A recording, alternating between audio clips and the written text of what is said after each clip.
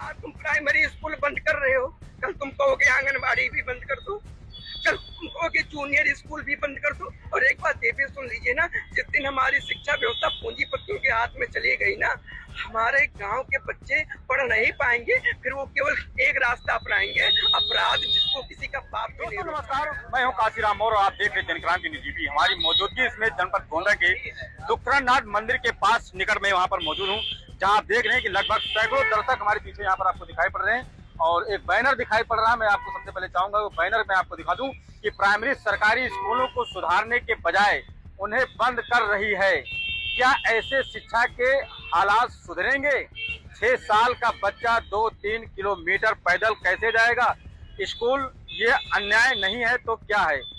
शुभम संघर्ष, ये बैनर जो लगाए हैं यहाँ लेकर के खड़े हुए हैं, इसका मकसद जानने के लिए हम इन टीचरों से मुखातिब होंगे और इनसे जानेंगे कि आखिर ये बैनर का मकसद क्या है। सबसे पहले तो बैनर मैंने तो नहीं बनाया, ये हमारे शिवम जी ने बनाया है इसको, और ये जो कार्य लेकर चले हैं इसको मैं तहे दिल से इनको धन्यवाद देता हूँ। इनके संघर्ष के साथ मैं खड़ा हूँ, इनका संघर्ष हमारा संघर्ष है। तो मैं शिवम जी से ही बात करते, शुभम जी से ही बात करते हैं, क्योंकि बैनर आपने बनाया है और आपके मन में ये कैसे ख्याल आया कि जो है आखिर ये पीड़ा कैसे? हाँ, परिचय पहले मैं ये बता दूं कि मैं गोंडा डिस्ट्रिक्ट से हूँ, भारत का मैं नागरिक हूँ, उत्तर प्रदेश का निवासी हूँ। और ये पीड़ा कहाँ से निकल के आई है? क्योंकि मैं समाज का एक नागरिक हूँ, मैं किसी संगठन से नहीं जुड़ा हूँ और ना ही तो मैं किसी राजनीतिक दल से मैं जुड़ा हूँ। मैं केवल अपने समाज के लिए लड़ रहा हूँ। मैंने क्या सुना कि उत्तर प्रदेश सरकार जो है वो सरकारी स्कूल, जो प्राइमरी स्कूल हमारे हैं, वो मर्ज करने जा रही है कि यहाँ नामांकन कम है। तो पहले मर्ज करने के पहले नामांकन कम क्यों है, पहले इसके पीछे आप विचार करिए ना कि नामांकन कम क्यों है। आप मुझे बताइए कि देश को आजाद हुए कितने साल हुए? 77 साल। 77-78 साल हो गए हैं। आज 95% स्कूलों में बच्चे जमीन पर बैठते हैं, 95% स्कूलों में बिजली की व्यवस्था नहीं है। डिजिटल की तुम भाषण देते हो ना, आज किसी प्राइमरी स्कूल में कंप्यूटर की सुविधा नहीं है। 1-2 अध्यापक के भरोसे पूरा स्कूल छोड़ देते हो आप।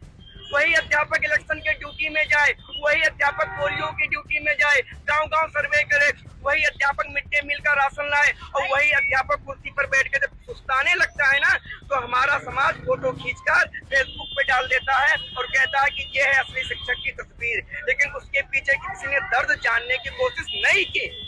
तो मेरा सवाल ये है, क्या किसी संस्था को बंद कर देना सारी समस्याएं हल हो जाएंगी?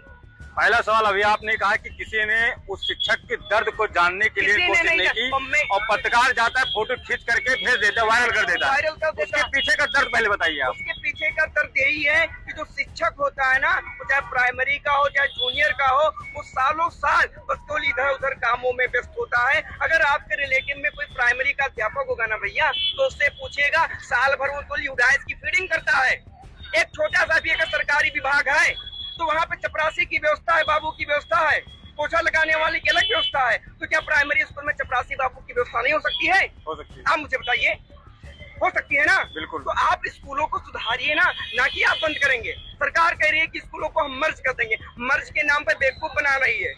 और आज लोग कहते हैं कि आप सरकार का विरोध कर रहे हो। मैं विरोध नहीं कर रहा हूँ, मेरा पूरा परिवार भाजपाई है, लेकिन मैं सिस्टम से लड़ रहा हूँ कि हमारे गांव का अगर, तो हमारे गांव का ही नहीं, किसी भी गांव का अगर प्राइमरी स्कूल बंद हुआ, और ये आप भी जानते हैं कि हर गांव से एक गांव की जो डिस्टेंस होती है ना, 2-3 किलोमीटर की डिस्टेंस होती है। भैया 6 साल का लड़का है यार, कक्षा 1 में एडमिशन ले रहा है, 2-3 किलोमीटर पैदल कैसे जाएगा?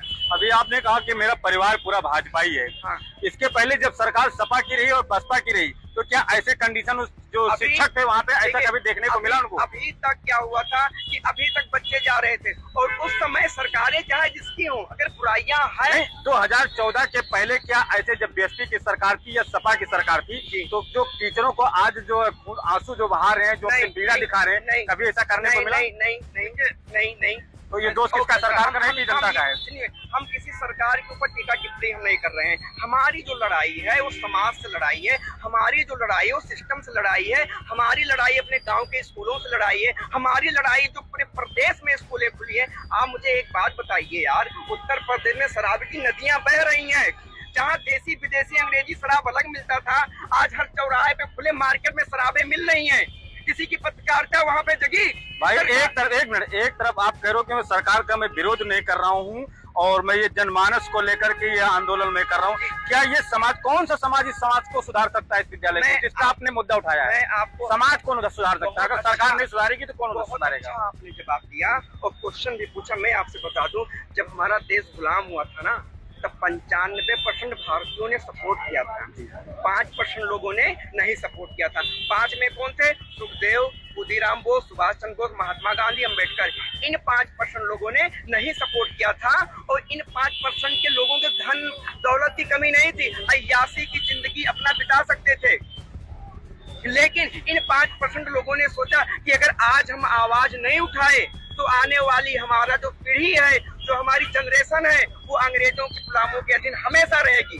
उन्होंने ये नहीं सोचा कि अरे ये 95% नहीं बोलने जा रहे हैं तो हमारी क्या आफत है, हम क्यों बोलने जाएं, हमारे पास किस चीज की कमी है। तो मैं अकेला लड़ रहा हूँ, मैं ये भी जानता हूँ कि मेरे पास मैं अकेला हूँ इस लड़ाई में। मैं पैदल यात्रा पे निकला हूँ क्योंकि हमारे क्षेत्र के बच्चे आते हैं ना, रोना आ जाता है। प्राइमरी के बच्चे जब आते हैं ना, वो कहते हैं कि 2 किलोमीटर हम पैदल स्कूल कैसे जाएंगे। हमारा फंडामेंटल राइट कहता है कि हम सभी को शिक्षा का अधिकार है। आज तुम प्राइमरी स्कूल बंद कर रहे हो, कल तुम कहोगे आंगनबाड़ी भी बंद कर दो, कल तुम कहोगे जूनियर स्कूल भी बंद कर दो। और एक बात ये भी सुन लीजिए ना, जिस दिन हमारी शिक्षा व्यवस्था पूंजीपतियों के हाथ में चली गई ना, हमारे गांव के बच्चे पढ़ नहीं पाएंगे। फिर वो केवल एक रास्ता अपनाएंगे, अपराध, जिसको किसी का बाप भी नहीं रोक पाएगा। और जब अपराध का रास्ता अपना लेंगे ना, तो वो केवल गुलामी की तरफ जाएंगे।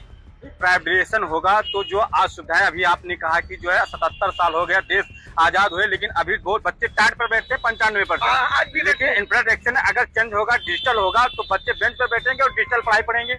यही तो हमारी मांग है ना कि प्राइमरी स्कूलों को अपडेट करिए भैया। केंद्रीय स्कूल केंद्र सरकार अटैच करती है ना, तो इससे तो सरकार प्राइवेटाइजेशन तो कर रही है भैया, अपडेट करने के लिए, इसीलिए तो प्राइवेटाइजेशन करने जा रही है। जब प्राइवेट होगा तब जो वहाँ का जिसके अधीन वो विद्यालय होगा ना, वो मनमानी हिसाब से फीस वसूलेगा। भाई साहब, इस बात को भी नोट कर लीजिएगा। अगर प्राइवेट संस्था हो गई हमारी, मनमानी के हिसाब से फीस वसूला जाएगा, तो महंगाई फिर वहाँ पे शिक्षा का जो ये फंडामेंटल राइट, जो शिक्षा का अधिकार है ना 21A, वहाँ से फिर उस अधिकार को हमें हटाना पड़ेगा। इसका मतलब कहीं ना कहीं महंगाई बढ़ जाएगी। महंगाई नहीं बढ़ जाएगी। आज क्या है महंगाई? आज प्राइवेट विद्यालय को लेकर लीजिए, आज क्या है महंगाई को लेकर? आज भी देखिए, अभी एक सर नहीं, आज प्राइवेट विद्यालय के लीजिए, बच्चा LKG के जो पढ़ाने उसको 5-5 हजार रुपए की कॉपी किताब लेना पड़ता है। कोई ना गार्जियन आवाज उठाता, ना आपका समाज आवाज उठाता, ना कोई आपका भाजपा का कोई नेता आवाज उठाता है। बहुत अच्छा आपने सवाल किया। अभी सरकार ने शायद 2025 में एक एडवाइजरी जारी की है कि अगर 6 साल से भी किसी बच्चे की कम उम्र है तो उसको आप प्राइमरी स्कूल में एडमिशन नहीं ले सकते हो। प्राइवेट में क्या हो रहा है, बच्चा पैदा नहीं होता है ना, उसका एडमिशन कर लेते हैं। वहाँ इनकी नकेल नहीं कसती है कि प्राइवेट, अभी आप जाइए, आपको 2-2 साल के बच्चे मिलेंगे, 3-3 साल के बच्चे। मुझे किसी प्राइवेट स्कूल से कोई दुश्मनी नहीं है कि मुझे प्राइवेट स्कूल से दुश्मनी है। बस मैं ये चाहता हूँ कि जो आप पॉलिसी प्राइमरी स्कूलों के साथ आपने लागू किया कि 6 साल से कम उम्र का बच्चा है तो उसको एडमिशन नहीं ले सकते हैं, तो ये प्राइवेट स्कूलों के साथ करिए। और दूसरी बात मैं ये कहना चाहता हूँ कि भाई साहब, प्राइमरी स्कूल को बंद करना, असम, पंजाब में यही हुआ था। पंजाब में आप गूगल करिए, मैं झूठ नहीं बोल रहा हूँ, पंजाब में 300 स्कूल बंद कर दिए गए थे, 20,000 शिक्षकों की पोस्ट हटा दी गई, आज भी 38,000 पोस्ट खाली है। असम में क्या हुआ, 24 स्कूलों को इसलिए बंद कर दिया गया क्योंकि वहाँ के बच्चे हाई स्कूल बोर्ड में फेल हो गए थे। तो क्या अगर बच्चे फेल होते हैं तो क्या हम स्कूल बंद कर देंगे?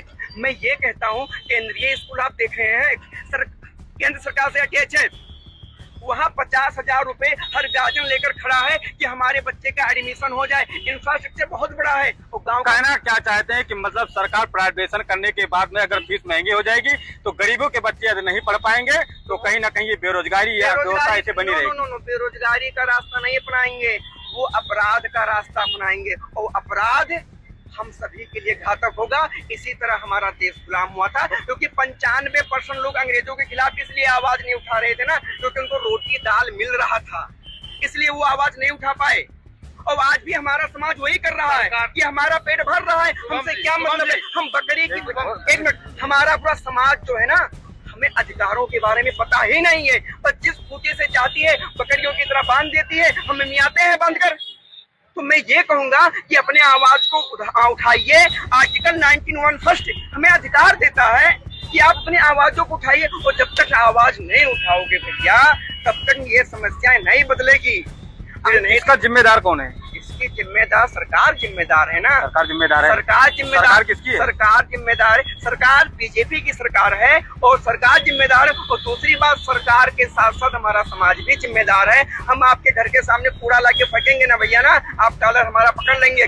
मोहल्ले में, चौराहे पे, हाईवे के बगल में शराब का ठेका खुला है, अब तक किसी ने आवाज उठाई? समाज में तो अज्ञानता है। अज्ञानता, तो उसी अज्ञानता को तो हम दूर करने का प्रयास कर रहे हैं ना। इसलिए आप जो पहले यात्रा निकाल, हमारा अभी कई पत्रकार लोग मिले थे वहाँ पर, तो आप लोगों ने सुना कि शुभम भाई को आपने सुना कि जिस तरह से जो शिक्षा क्षेत्र को लेकर जो संघर्ष, जो आंदोलन इन्होंने शुरू किया है, पैदल यात्रा जो इन्होंने निकाला है, और ये जब तक यात्रा ये तब तक नहीं रुक पाएगा। कह रहे कि इनका कहने का मतलब है जो कि प्राइमरी स्कूल जो है, जो प्राइवेशन स्कूल है, ये हमारा समाज जिम्मेदार है और इसका सरकार भी जिम्मेदार है।